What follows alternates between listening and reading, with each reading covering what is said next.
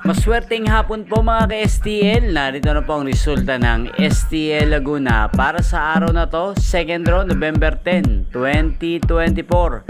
Araw ng linggo, naway ang mga natayaan nyo pong mga numero kanina ay manalo nawa ngayong hapong ito, 4 PM. Kaya kunin nyo na po ang inyong mga tickets. Narito na po ang resulta.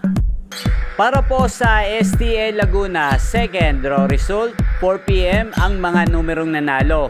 24 at 24, Pompiang 24. Sa lahat po ng tumaya kanina para sa second draw ng 24 at 24, congrats po sa inyo, panalo po kayo. Again, 24 at 24, Pompiang 24.